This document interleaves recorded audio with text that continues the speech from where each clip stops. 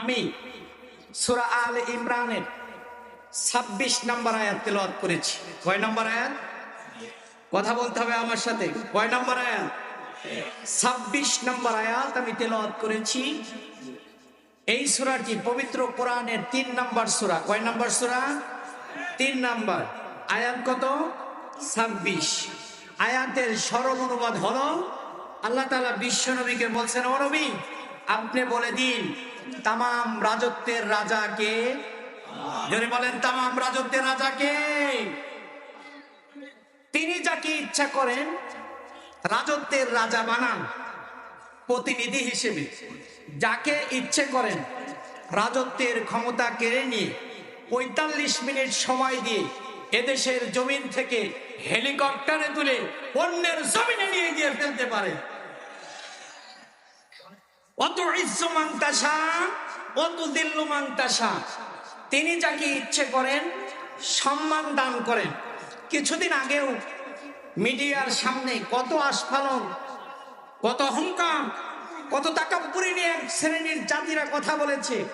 আবার আল্লাহ বলেন, আবার যে আল্লাহ সম্মানিত করতে পারেন তাকে ফেরাউনের মতো জুতার বাড়ি দিয়ে গর্তের ভিতরে ঢুকিয়ে অপমান, লাঞ্ছিত, বঞ্চিত করে টিকটিকির মতো এই দেশ থেকে বিতাড়িত করতে পারেন। বিয়াতিকাল খাইর, ভুলে গেলে চলবে না, কল্যাণ অকল্যাণ সব কিছুর মালিককে। প্রিয় ভাইরা আমার, এই আয়াতের প্রথম ৩টি শব্দ মনে রাখবেন, কুলিল্লাহুম্মা মালিকাল মুলক।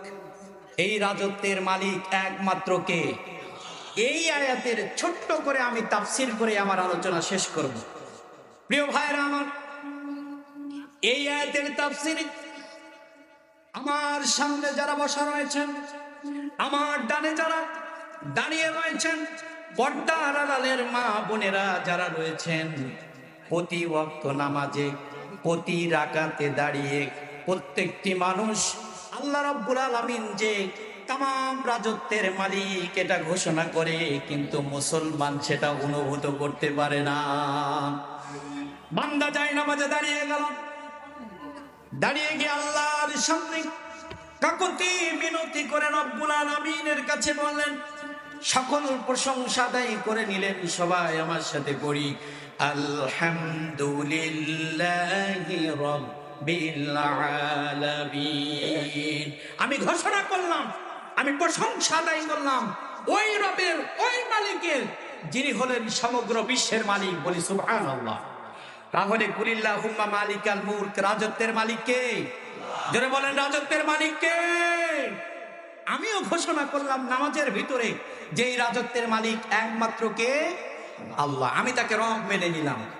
আল্লাহ আমার রব, এই রবই আমার সব। কথা ঠিক কিনা?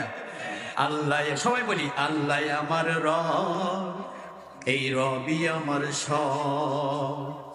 ক্ষণে তনু মনে ক্ষণে ক্ষণে তারি অনুভব, তনু মনে ক্ষণে ক্ষণে তারি অনুভব। আল্লাহ আমার রব, এই রবি আমার সব। বান্দা নামাজের ভিতরে ঘোষণা করলাম, আলহামদুলিল্লাহি রাব্বিল আলামিন। আল্লাহ তাআলা, আপনি তামাম পৃথিবীর মালিক, আপনি তামাম পৃথিবীর পরিচালক, তামাম পৃথিবীর রব হলেন আপনি। শুধুমাত্র তাই নয়, এই রাজত্ব পরিচালনা করতে গিয়ে আপনি এমন দয়ার সাগর, তামাম পৃথিবীর মানুষগুলো আপনার নাফরমানি করে, আপনার নাশুকরিয়া জ্ঞাপন করে। আল্লাহ আপনি বললেন আর রহমানির রহিম, তিনি হলেন করুণাকামী, দয়ার সাগর, দয়ার সেই মহান সমুদ্র। আমি ঘোষণা করলাম নামাজের ভিতরে সূরা ফাতিহা, কুলিল্লাহুম্মা মালিকাল মুলক। সুতরাং এই রাজত্বের মালিক কে? জোরে বলেন, রাজত্বের মালিক কে? আমি ঘোষণা দিলাম। এরপরে আমি এমন ভাবে ঘোষণা দিলাম, মালিক ইয়াউমিদ্দিন। আপনি শুধু এই পৃথিবীতে জীবিত মানুষগুলার মালিক নয়, কাল কিয়ামতের ময়দানে যখন তামাম পৃথিবীর মানুষগুলো একেবারে আদম আলাইহিস সালাম থেকে শুরু করে অদ্যবধি পর্যন্ত তামাম পৃথিবীর যত মানুষ মাখলুকাত এসেছেন, সকল মাখলুকাতের মালিক হলেন আপনি। বলি সুবহানাল্লাহ। বান্দা ঘোষণা করলো নামাজের ভিতরে, মালিক ইয়াউমিদ্দিন, আল্লাহ এই পৃথিবীর মালিক শুধু আপনি নন, এই পৃথিবীর মালিক নয়, জীবিত মানুষের মালিক নয়, এই পৃথিবীর সকল মানুষ মারা যাবে, সেদিনকে আপনি হবেন আহকামুল হাকিমিন, সকল বিচারকের বিচারক, কিয়ামত দিবসের মালিক আমি স্বীকার করে নিলাম। প্রিয় ভাইয়েরা আমার, এরপরে আমি ঘোষণা করলাম ইয়াকা না'বুদু ওয়া ইয়াকা নাস্তাঈন। পৃথিবীর কোন নেতার গোলামি আমি করি না, পৃথিবীর কোন লিডারের গোলামি আমি করি না, আমি একমাত্র দাসত্ব করি, গোলামি করি আল্লাহ তোমার। শুধু দাসত্ব আর গোলামি করি না, তামাম পৃথিবীর কোন মানুষের কাছে আমি সাহায্য চাই না, আমি একমাত্র তোমার কাছে সাহায্য চাই। কথা ঠিক কিনা? যাদের হৃদয়ে আছে আল্লাহর ভয়, তারা কভু পথ ভুলে যায় না। আল্লাহর প্রেম সারা এই দুনিয়ায় কারো কাছে কোনো কিছু চায় না। রাতের আধারে যারা সেজদাতে রয়, জোরে বলি, রাতের আধারে যারা সেজদাতে রয়, দু চোখের শ্রুতে নদী যেন বয়। ছলনার হাত ছানি যত আসুক, ছলনার হাত ছানি যত আসুক, পিছনে ফিরেও তাকায় না। যাদের হৃদয়ে আছে আল্লাহর ভয়, তারা কবু পথ ভুলে যায় না। আল্লাহর প্রেম সারা এই দুনিয়ায় কারো কাছে কোনো কিছু চায় না।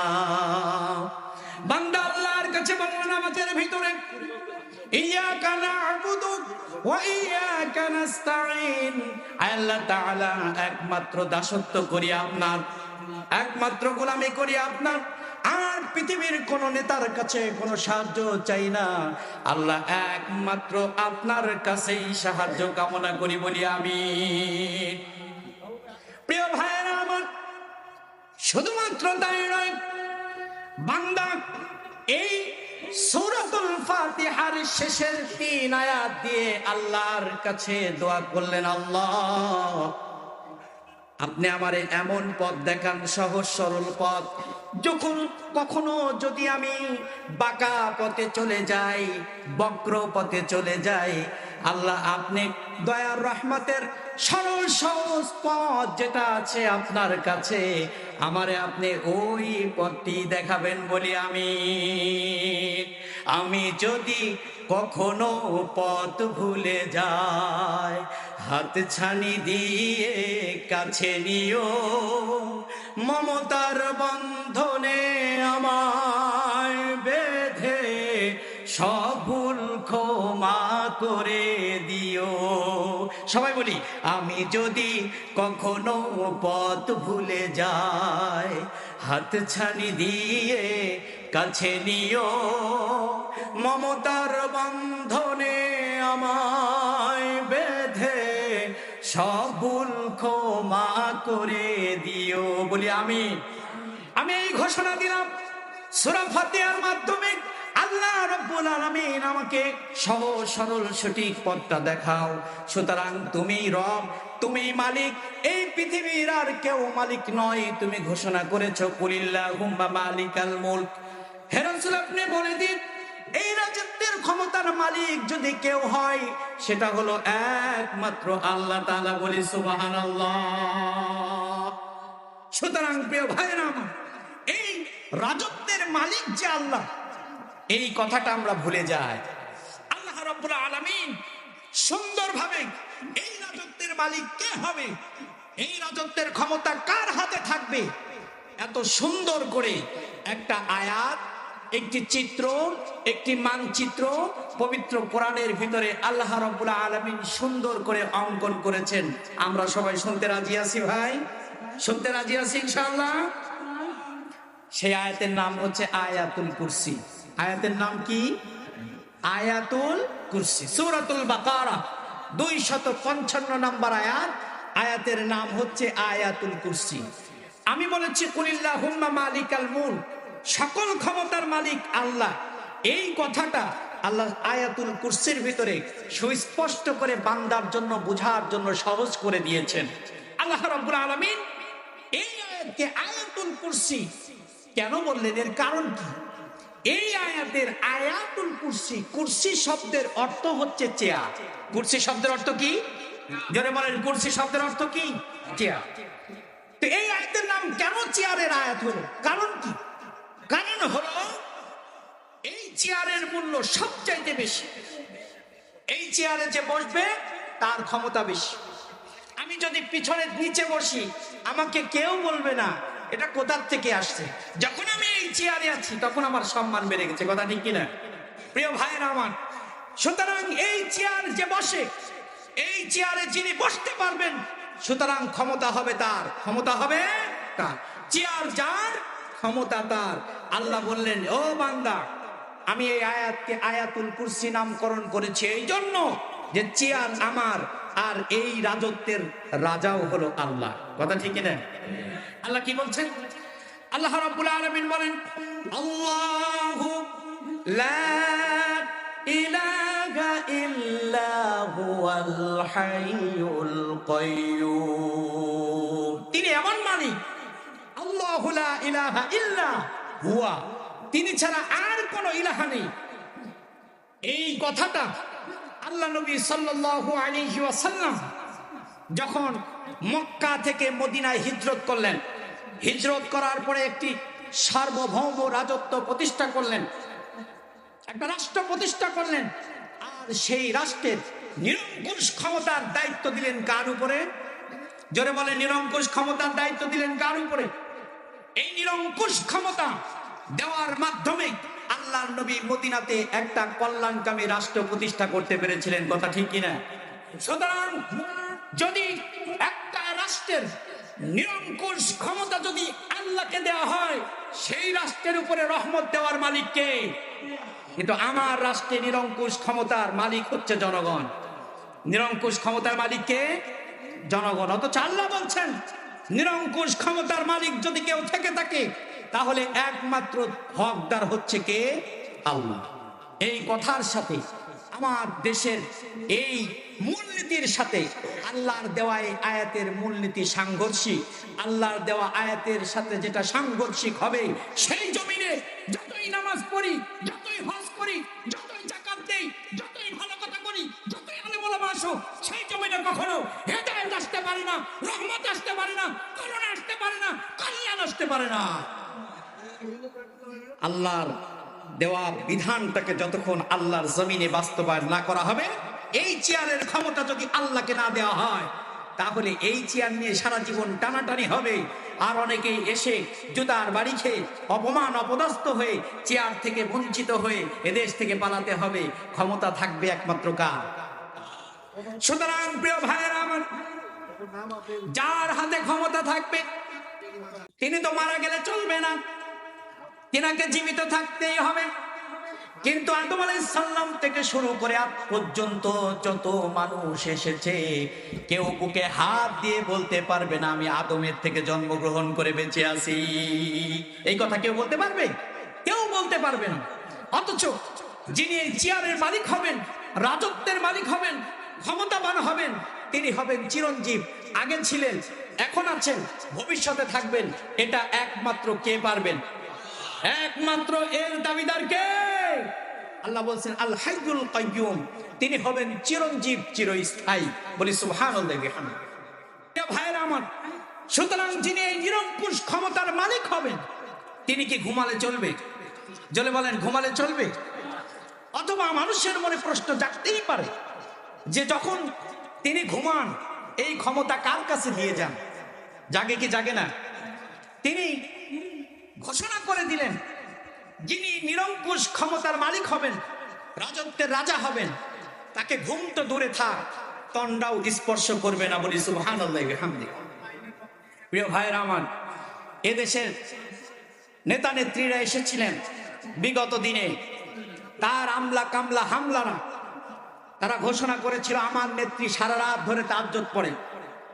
সারা রাত ধরে কি পড়ে? তাহাজ্জুদ পড়ে, ফজরের নামাজ পড়ে, সকালে উঠে তসবিহ দানা টিপে তারপরে যাকে যে জায়গায় বাঁশ কুটি কুমসি যা কিছু দেওয়া দরকার দেওয়ার জন্য মিডিয়া ডেকে প্রস্তুত হয়ে গেছে। কথা ঠিক কিনা? আসলে কি মানুষের পক্ষে জেগে থেকে কাজ করা আদৌ কি সম্ভব? যারা বলেন আদৌ কি সম্ভব? সম্ভব নয়। মূসা আলাইহিস সালাম আল্লাহর কাছে বললেন, আল্লাহ, আপনি যে বিশাল রাজত্ব আপনি পরিচালনা করেন, আপনার কি ঘুম ধরে না? আপনার কি তন্দ্রা আসে না? হযরত মূসা আলাইহিস সালামকে আল্লাহ বললেন, তোমার কি কোনো আমার প্রতি অবিশ্বাস আছে এই বিষয়ে? বলে, না, আমার একটু জানতে ইচ্ছে করে। বলে, আসলে কি জানবা? বলে, হ্যাঁ, আমি জানতে চাই। আল্লাহ রাব্বুল আলামিন মূসাকে বললেন, মূসা, এক গ্লাস পানি নিয়ে আসো। হযরত মূসা এক গ্লাস পানি নিয়ে আসলেন। পানি নিয়ে আসার পরে যখন আল্লাহর সামনে হাজির হলেন, রব্বুল আলামিন ঘুমকে বললেন, ঘুম, মূসাকে ধরো, অ্যাটাক করো। বলার সঙ্গে সঙ্গে মূসা আলাইহিস সালামকে অ্যাটাক করলো। হযরত মূসা আলাইহিস সালাম গভীর ঘুমে আচ্ছন্ন হয়ে গেলেন। হাত থেকে গ্লাসের পানির গ্লাসটা পড়ে গিয়ে ভেঙে খান খান হয়ে গেল। হঠাৎ করে লাফ দিয়ে উঠে বললেন, আল্লাহ, আমার ভুল হয়ে গেছে। আল্লাহ রাব্বুল আলামিন বলেন, মূসা রে, সামান্য এক গ্লাস পানি নিয়ে দাঁড়িয়ে থাকার ক্ষমতা তোমার নাই।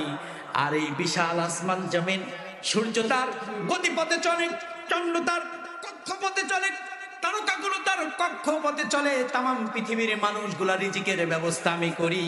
যদি আমি রব ঘুমিয়ে যাই তাহলে তামাম পৃথিবী ধ্বংস হয়ে খানখান হয়ে যাবে। এই জন্য আল্লাহ বলেন, যারা এই ক্ষমতার এই জনপদের রাজা দাবি করছো, শুনে রাখো, এই জনপদের রাজা হবেন তিনি। লা তাখুযুহু সিনাতুন ওয়ালা নাওম। তিনি এমন রব, তিনার তো ঘুম দূরে থাক, তন্ড স্পর্শ করবে না। সুতরাং পৃথিবীর কোন মানুষ রাজা হতে পারবে না। কথা ঠিক না? শুধু তাই নয়, লাহু মা ফিস সামাওয়াতি ওয়াল আরদ, যিনি আসমান জমিনের মালিক হবেন তিনি এমন হবেন, শুধুমাত্র বাংলাদেশের ক্ষমতাবান মালিক হবেন তা নয়, ইন্ডিয়ার মালিক হবেন তা নয়, যুক্তরাষ্ট্রের মালিক হবেন নয়, যুক্তরাজ্যের মালিক হবেন নয়, ফিলিস্তিনের মালিক হবেন নয়। রব্বুল আলামিন বলেন, এমন একজন নিরঙ্কুশ ক্ষমতার মালিক হবেন, লাহু মা ফিস সামাওয়াতি ওয়া মা ফিল আরদ, আসমান আর জমিনের ভিতরে যা কিছু আছে সব কিছু কার? জোরে বলুন। আমার দেশের রাষ্ট্রপতি সর্বোচ্চ বাংলাদেশের একজন আমলার চাকরি সে খেতে পারে, কিন্তু আমার দেশের রাষ্ট্রপতি আগারতলার একটা পিয়নের চাকরি খাওয়ার ক্ষমতা নাই। আছে? আমার দেশের রাষ্ট্রপতি চাইলে একটা সচিব, একটা উপসচিব, পুলিশ প্রধান, আর্মি প্রধান তাদের চাকরি থেকে জোরপূর্বক অব্যাহতি দিতে পারে, কিন্তু এই রাষ্ট্রের বর্ডার ক্রস করে আগারতলার একটা পিয়নের চাকরি খাওয়ার ক্ষমতা নাই। এখানে অক্ষম কিনা? যদি বলেন অক্ষম কিনা? যদি অক্ষমই হয় তাহলে এই জনপদের রাজা সে কখনো হতে পারে না। তাহলে এই জনপদের রাজাকে আল্লাহ রাব্বুল আলামিন বললেন, জনপদের রাজা যদি খুঁজে নিতে চাও চলে যাও, লাহু মা ফিস সামাওয়াতি ওয়া মা ফিল আরদ, মাশরিক থেকে জনুব পর্যন্ত, মাশরিক থেকে মাগরিব পর্যন্ত, জনুব থেকে শিমাল পর্যন্ত। শুধু তাই নয়, সপ্ত আসমান, আরশে মুআল্লা, সপ্ত জমিনের নিচে একটা বালু কণাও যদি নড়াচড়া করে, রব্বুল আলামিন বলেন ওই বালু কণাটাও আমি আল্লাহর আয়ত্তাধীন। বলি মারহাবা। শুধুমাত্র তাই নয়, মান দাল্লাযী ইয়াশফাউ ইনদাহু ইল্লা বিইযনিহি। রব্বুল আলামিন বলেন, পৃথিবীতে এমন কে আছো, কার ক্ষমতা আছে আমার সামনে সুপারিশ করো, আসো।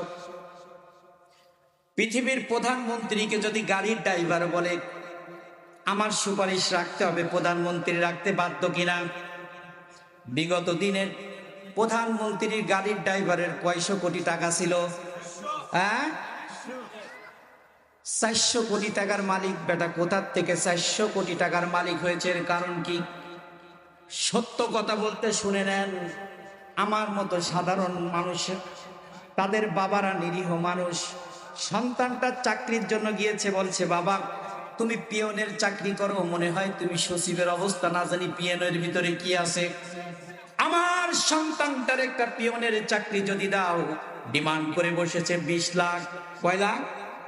এখন পিয়নের চাকরি নিতে গেলেও কয় লাখ লাগে? জোরে বলেন, কয় লাখ লাগে? 20 লাখ লাগে। এই 20 লাখ টাকা এই গাড়ির ড্রাইভারে ধরছে, বলছে বাবা আমার সন্তানের চাকরির জন্য একটু সুপারিশ করো। সিবি চলে গেছে প্রধানমন্ত্রীর কাছে। চিন্তা করেছে, আহারে পৃথিবীতে মানুষের সবচেয়ে দুইজন মানুষ কাছের, একজন হচ্ছে ঘরের বউ আর একটা হচ্ছে গাড়ির ড্রাইভার। কথা ঠিক কিনা? ঘরে গেলে ঘরের বউ যেভাবে চালায় সেইভাবে চলতে বাধ্য, আর গাড়িতে উঠলে ড্রাইভার যেভাবে চালায় সেভাবে চলতে বাধ্য। সুতরাং প্রধানমন্ত্রী চিন্তা করলো, যদি আমি তার কথা না রাখি তাহলে সে দিবে স্টিয়ারিংকে ফাঁকি, আর যদি দেয় স্টিয়ারিংকে ফাঁকি তাহলে আমার জীবন কি যে হয়ে যাবে, আমি হয়ে যাব একাকী। কথা ঠিক কিনা? প্রিয় ভাইরা আমার, সুতরাং এই জায়গায় মানুষ সুপারিশ রাখতে বাধ্য, কিন্তু আল্লাহ বলেন মান দাল্লাযী ইয়াশফাউ ইনদাহু ইল্লা বিইযনিহি। পৃথিবীর এমন কে আছো, এমন কে নেতা আছো, রাষ্ট্রপতি আছো, এমন কে ক্ষমতাবান আছো, আমার সামনে সুপারিশ করো, একজন বেটাও দাঁড়ানোর ক্ষমতা নাই। সুতরাং সকল ক্ষমতার মালিক কে? কুলিল্লাহুম্মা মালিকাল মুলক। তাম পৃথিবীর মালিক হলেন আল্লাহ। তুতিল মুলকা মান তাশা, যাকে ইচ্ছে করেন ক্ষমতা দেন। ওয়া তানজিউল মুলকা মিম্মান তাশা, আর যার থেকে ইচ্ছে করেন ক্ষমতা কেড়ে নেন। অত ইজ্জু মান তাশা অত দিল্লু মান তাশা, যাকে চান ইজ্জত বাড়িয়ে দেন আর যাকে চান বেইজ্জতি করেন। এটা করার মালিক কে? জনে বলেন, এটা করার মালিক কে? সুতরাং জনপদের রাজা যারা হবেন সাবধান, জনপদের রাজা যারা হবেন, দেশের রাজা যারা হবেন সাবধান হয়ে যাবেন, সাবধানভাবে কথা বলবেন। যদি এই চেয়ারের নিজের চেয়ার বলে দাবি করেন তাহলে বিগত সরকার যেমন ভাবে বেইজ্জতি হয়েছে, অসম্মানিত হয়েছে, লাঞ্ছিত হয়েছে, যদি কোরআন দিয়ে এই রাষ্ট্র পরিচালিত না করেন, আল্লাহর হুকুমত দিয়ে যদি এই জমিন পরিচালিত না হয়, বিগত দিনের সরকারের মতো তোমাকেও বিদায় নিতে হবে। সাবধান হয়ে চলতে হবে। কথা ঠিক কিনা? আগামী দিনের এদেশ কোরআনের দেশ, আগামী দিনের এদেশ ইসলামের দেশ, আগামী দিনের এদেশ আলেম ওলামার দেশ, আগামী দিনের এদেশ ওলিয়া উলিয়াদের দেশ। কথা ঠিক কিনা? সেই দিন শেষ যেই দিন রাতের আঁধারে ভোট হয়েছিল, জনগণের উপর জুলুম করে, নির্যাতন করে, নিপীড়ন করে, অসংখ্য মানুষের মুখে তালা লাগিয়ে দিয়ে মুখকে স্তব্ধ করে দেওয়া হয়েছিল, অসংখ্য মানুষকে গুম করা হয়েছিল, খুন করা হয়েছিল। এদেশের সূর্য সন্তান, সমাজের সবচেয়ে সম্মানী সন্তান আলেমদেরকে বিনা দোষে যারা কোরআনের দাওয়াত দিয়েছেন তাদেরকে ইসলামের অবমাননা, নারীর ইজ্জতহানি, মানিব্যাগ চুরির মামলায় ফাঁসির কাস্টে ঝুলিয়ে বাংলার জমিন থেকে শহীদ করে দেওয়া হয়েছে। কথা ঠিক কিনা? সুতরাং ভবিষ্যতে যারা আসবে তারা সাবধান। মনে করেছেন শুধুমাত্র এই 5ই আগস্টে ছাত্র আন্দোলনের মাধ্যমেই এই ফ্যাসিবাদ জালেম সরকারের বিদায় হয়েছে? না, ওই যে অন্ধকার প্রকোষ্ঠের ভিতরে, অন্ধকার জেলখানার ভিতরে রাতের পর রাত, দিনের পর দিন চোখের পানি ফেলতে ফেলতে, আয়না ঘরের ভিতরে চোখের পানি মুছতে মুছতে গামছা পর্যন্ত ভিজে গিয়েছে। তাদের চোখের পানি ফেলে দিলে চলবে। সুতরাং ভবিষ্যতে এখান থেকে শিক্ষা নেওয়া এবং শিক্ষা নিয়েই দেশ পরিচালিত করতে হবে, এটা আপামর বাংলার জনগণের দাবি। কথা ঠিক কিনা? কারা কারা এই কথার সপক্ষে আছে তো কারা হাত তুলে দেখায়। লিল্লাহে তাকবীর, লিল্লাহে তাকবীর, লিল্লাহে তাকবীর। হাত নামান। আমরা আর ৯-৬ রাম বাম এগুলো আর দেখতে চাই না, আমরা কোরআনের শাসন দেখতে চাই, ঠিক কিনা? আমরা চাই সংসদ ভবনে সবার উপরে থাকবে কোরআনটা, কথা ঠিক কিনা? সংসদ ভবনে কার্যক্রম শুরু হবে কোরআন দিয়ে। এই দেশ, সমাজ, পরিবার সব কিছু পরিচালিত হবে কোরআন দিয়ে। আদর্শ মানব বিশ্ব নবীর, কথা ঠিক কিনা? কোন ব্যক্তির আদর্শ কারোর উপরে চাপিয়ে দিলে বাংলার জনগণ আর মানবে না। বিগত দিনে বাবার আদর্শ চাপিয়ে দেওয়ার জন্য 400 কোটি টাকা খরচ করে মোড়ে মোড়ে, ব্রিজের মাথায়, হাটের কোণে, বাজারের মাথায়, শিক্ষা প্রতিষ্ঠানে, বিভিন্ন জায়গায় মূর্তি বানিয়ে টানিয়ে রেখেছিল। পেরেছে? যারা বলেন পেরেছে? পারে নাই। জনগণ এগুলাকে ভেঙে চুরমার করে দিয়েছে। এই শিক্ষা আমার জাতির পিতা ইব্রাহিম আলাইহিস সালামের শিক্ষা, কথা ঠিক কিনা? হযরত ইব্রাহিম আলাইহিস সালাম সকল মূর্তিগুলা ভেঙে চুরমার করে দিয়ে লিডারের গলার সাথে কুড়ালটা বাঁধিয়ে রেখে আসলেন। পরে গোয়েন্দা সংস্থা লাগিয়ে দেয়া হলো। কে এমন কাজ করলো? কার এত দুঃসাহস? খুঁজতে খুঁজতে পাওয়া গেল যে ইব্রাহিম খলিলুল্লাহ, সে আমাদের মূর্তি সম্পর্কে বিষোদাগার করেছিল, ধরতে হবে তাকে, মামলা খাড়া করে দেন। তার সামনে মামলা খাড়া করে দিয়ে যুদ্ধ অপরাধীর মামলা দিয়ে দেন। তাই করা হলো। ইব্রাহিম আলাইহিস সালামকে ডাকা হলো, বলা হলো তুমি এটা করেছো? ইব্রাহিম আলাইহিস সালাম বললেন যে এই যে দাঁড়িয়ে আছে কুড়াল গলায় যে নেতা, এই নেতাকে জিজ্ঞাসা করেন। তো এই যে মোড়ে মোড়ে মূর্তিগুলো ভেঙে চুরমার করে দিয়েছে, এটা আমার জাতির পিতার শিক্ষা, কথা ঠিক কিনা? এটা আমার জাতি, মুসলিম জাতির পিতার শিক্ষা। ডক্টর মোহাম্মদ ইউনূসকে জিজ্ঞাসা করলো সাংবাদিকরা যে ডক্টর ইউনূস, আপনি তো প্রধান উপদেষ্টা রাষ্ট্রের, এই যে বিভিন্ন জায়গায় জাতির আউয়া, জাতির আউয়া, এই জাতির আব্বার মূর্তিগুলা ভাঙ্গা হচ্ছে, এ বিষয়ে আপনার মন্তব্য কি? ডক্টর মোহাম্মদ ইউনূসকে হিকমত দিয়ে দিলেন কে? ডক্টর মোহাম্মদ ইউনূস বললেন যে এই যে জাতির পিতার মূর্তিগুলো ভাঙা হচ্ছে, এই কারণ আমাকে জিজ্ঞাসা না করে তার বেটিকে জিজ্ঞাসা করুন। কাকে জিজ্ঞাসা করুন? তার বেটিকে জিজ্ঞাসা করুন। কারণ এটা তার বেটির হাতের কামাই। দীর্ঘ 16 বছর নির্যাতন করেছে, জুলুম করেছে। সুতরাং ভবিষ্যতে এই রাজত্বের রাজা যারা হবেন তারা খুব সাবধান, বি কেয়ারফুল। কোন ব্যক্তির আদর্শ বাস্তবায়ন করতে গেলে এই বাংলার জমিনের জনগণ মেনে নেবে। সুতরাং প্রিয় ভাইরা আমার, আল্লাহ রাব্বুল আলামিন ঘোষণা করেন কুলিল্লাহুম্মা মালিকাল মুলক, তামাম পৃথিবীর রাজত্বের মালিক কে? আমাদের মাঝে আমাদের দ্বিতীয় আলোচক, সবাই বলি লিল্লাহে তাকবীর। কত রাত কেন বাড়লো? বিশ্বনবী সাল্লাল্লাহু আলাইহি ওয়াসাল্লাম একজন সাহাবীকে সেনাপতি বানিয়ে একটি যুদ্ধের ময়দানে পাঠিয়ে দিলেন। সাহাবীরা সেনাপতির অনুসরণ করে যুদ্ধের ময়দানে নামাজের ওয়াক্তগুলো আদায় করলেন, কিন্তু আদায় করে মজা পায় না। কারণ হলো যেই সেনাপতি যুদ্ধের সেনাপতি ছিল, যুদ্ধের এই সেনাপতি প্রতি রাকাত নামাজের ভিতরে, নামাজের প্রতি রাকাতের ভিতরে সূরা ইখলাস পড়ে। শুনতে শুনতে তিক্ত হয়ে গেল বিরক্ত। অভিযোগ দিল বিশ্বনবীর দরবারে।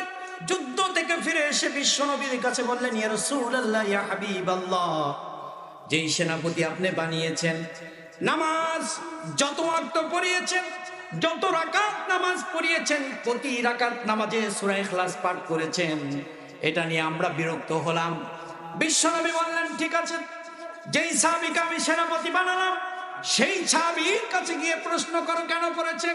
সকল সাহাবী সেনাপতির দরবারে গিয়ে বললেন, সেনাপতি, যুদ্ধের ময়দানে কেন আপনি সূরা ইখলাস পাঠ করলেন, বিশ্বনবী জানতে চাই।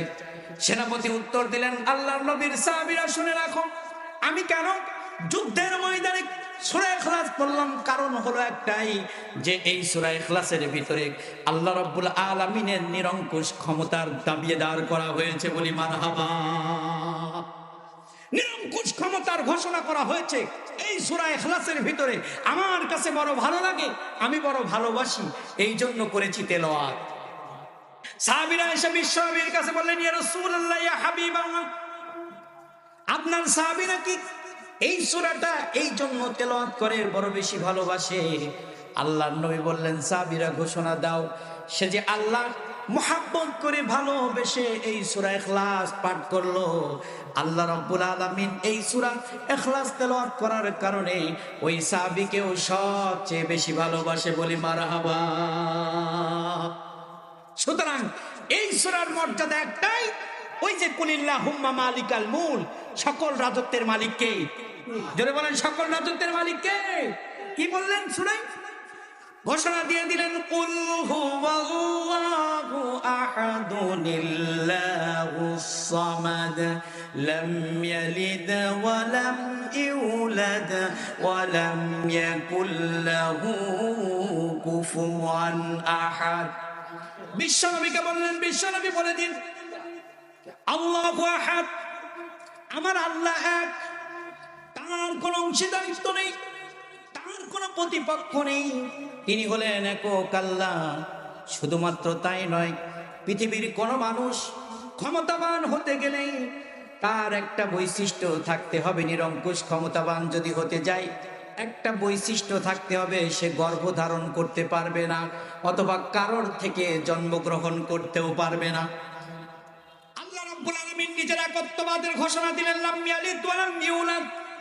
তাম পৃথিবীর মানুষ শুনে রাখো, আমি কাউকে জন্ম দেই নাই, ওয়ালাম ইউলাদ, আর আমি কখনোই কাউ থেকে জন্মগ্রহণ করি নাই। কেউ বুকে হাত দিতে পারবে, হাত দিয়ে বলতে পারবে না আমার বাবা মা ছাড়া আমি পৃথিবীতে এসেছি, এই কথা বলার ক্ষমতা কারণ আছে। সুতরাং যদি এই চেয়ারের মালিক হতে চাও, যদি ক্ষমতার আধার হতে চাও, কোনদিন তুমি কাউ থেকে জন্মগ্রহণ করতেও পারবা না, আর কেউ তোমাকে জন্মও দিবে না। আল্লাহ রাব্বুল আলামিন বলেন, আমি সেই একক ক্ষমতার মালিক, আমি সেই একত্ববাদ, আমার কোনো অংশীদারিত্ব নেই। লাম ইয়ালিদ ওয়া লাম ইউলাদের কারণ হলো আমি কাউকে জন্ম দেই নাই, আর আমাকে কেউ জন্ম দেয় নাই। প্রিয় ভাইরা আমার, শুধুমাত্র তাই নয়, শেষে গিয়ে আল্লাহ রাব্বুল আলামিন বললেন, তাম পৃথিবীর মানুষ কোনো না কোনো ভাবে আরেকজনের উপরে নির্ভরশীল। পৃথিবীর মানুষগুলো দেখুন, এই জমিনের যারা দায়িত্বশীল রয়েছেন তাদের একটা পররাষ্ট্র নীতিমালা রয়েছে, মন্ত্রণালয় রয়েছে। অন্য রাষ্ট্রের সাথে পররাষ্ট্র নীতিমালার ভিত্তিতে আমদানি রফতানি করে আমাদের খাদ্য সরবরাহ করে, কথা ঠিক কিনা? সুতরাং এটা তো গেল রাষ্ট্রের প্রধানদের কাজ।